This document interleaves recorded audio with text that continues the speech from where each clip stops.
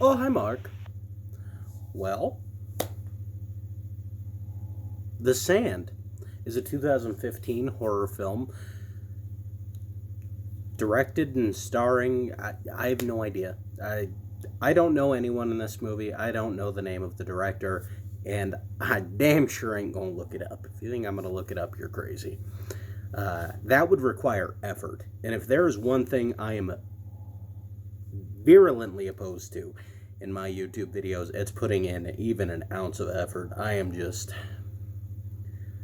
ain't gonna get no effort out of me. Absolutely none. Anyway, The Sand is an interesting horror movie. Well, interesting-ish. Interesting enough for me to make a video about. And it is about a group of young adults who go to a party on the beach. We don't really know anything about them other than they went to a party on the beach. They all pass out drunk, and then they wake up to find that the sand itself seems to be alive and devours anyone who makes direct contact with it. This movie is all right. It's all right. It has a really similar premise to I think it's called Blood Beach. I haven't seen Blood Beach. I was I was talking to my girlfriend the other day, and she's like, "Oh, I think I've seen bits and pieces of that movie." She's like, "Is it an old one?" And I was like, "An old one? Well, no, it's not very old." She's like, "Oh, well, the one I've seen is an old one." So I kind of looked it up, and it seems like there's a movie called Blood Beach with a similar-ish premise. But anyway, that's as far as I'll get into the premise of this movie. I'll just kind of start off with the critiques right off the bat. The acting isn't phenomenal. It's not as bad as it could be, which there's something to be said for, because I've seen some terrible acting. This is not terrible acting. It's not good, but it's not terrible, so I can't really knock it too hard. It is a low-budget film. There's some CGI effects in this movie that actually I don't hate. Normally, and even in this case, I say they're better off doing practicals. I think practicals in almost every single scenario are better.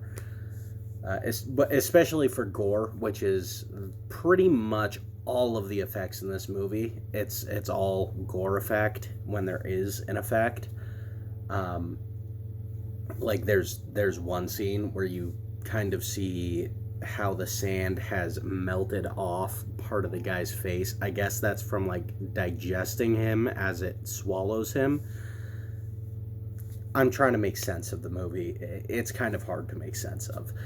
And you like see his eyeball hanging down from his socket, and his face is all melted, like half of his face is all melted.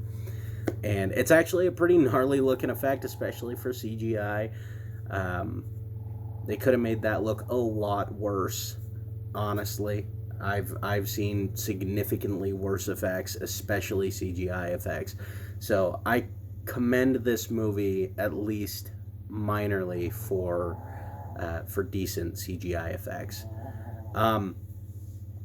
Now, speaking of making sense of this movie, it's kind of difficult to do, honestly. This movie isn't a really easy one to make sense of because it's constantly changing its own rules, it seems. And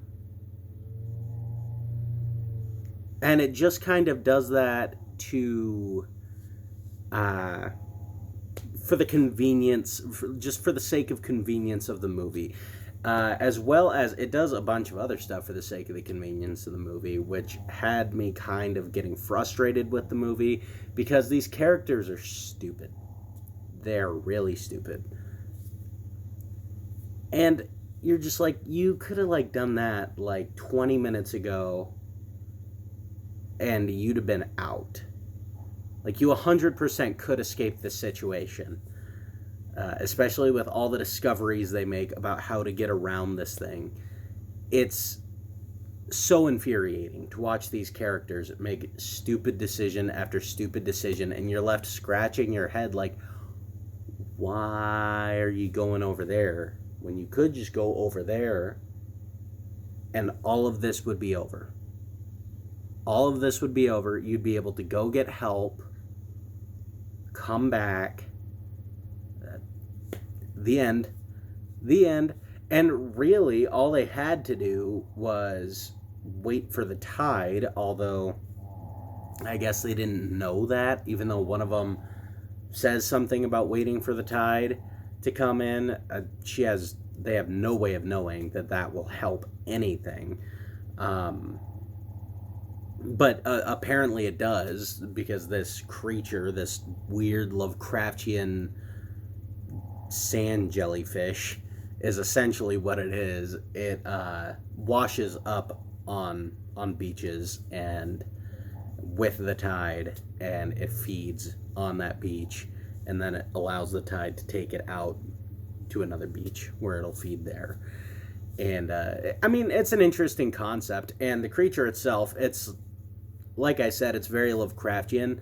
It's very cosmic horror, and I'm a pretty big cosmic horror guy. I thought it was really cool. The weird glowing blue tentacles towards the end of the film, why? I feel like they did that just to have tentacles in the movie. Like, they had really hard H.P. Lovecraft boners, and they were just like, there need to be tentacles in this damn movie. Otherwise, it's not a cosmic horror movie, damn it. Give me tentacles or give me death.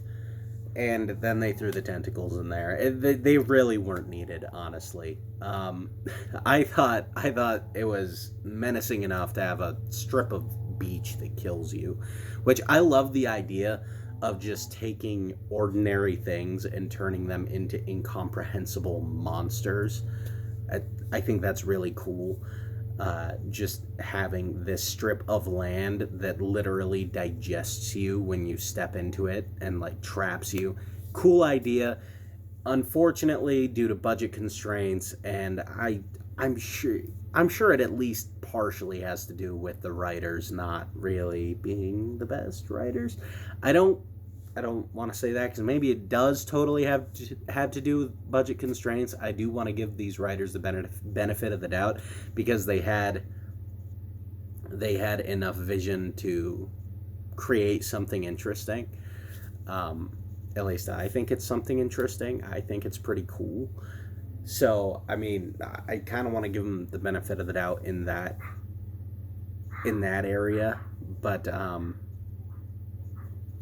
I mean, with some of the decisions they have these characters making,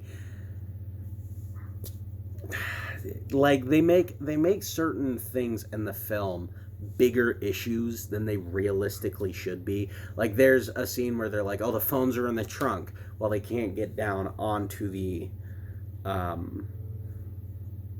beach from the trunk. But then, like, well, she ends up standing on the bumper. Okay, well, there's that. Or you could, like, take one of those surfboards and put it down behind the car.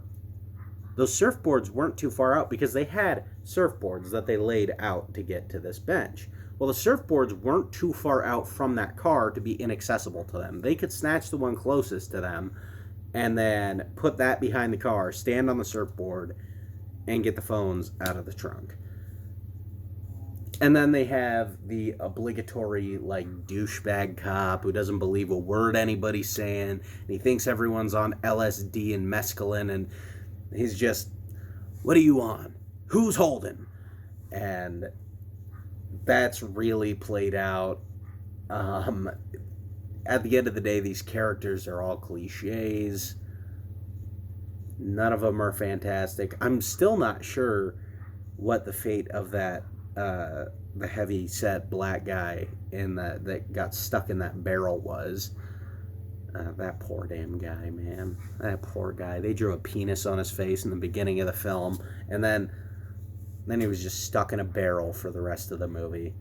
That guy had a rough shake. But, you know what? All in all, this movie was an enjoyable enough watch. And if it sounds interesting to you, I would recommend maybe giving it a watch, just because it's different. It is definitely different. You're probably going to be shaking your fist in the air a couple of times, going like, or probably not shaking your fist, but like shaking your head, doing one of these. What the fuck? Because these characters make such dumb decisions, it's infuriating sometimes. But as I said, I think it's worth a watch. I think it is. Just for kind of an interesting, different sort of horror film. So, overall, I think I'm going to give this movie I feel like it's not good enough to get a 5. I'm going to give it a 4 out of 10. Definitely not a very good movie, but it's a good enough premise that it makes it an interesting watch, and it makes it a bearable movie to watch. And you don't necessarily hate some of the characters. A lot of them are douchebags, though. So, you know what? Just, yeah, take the watchability of this movie with a grain of salt.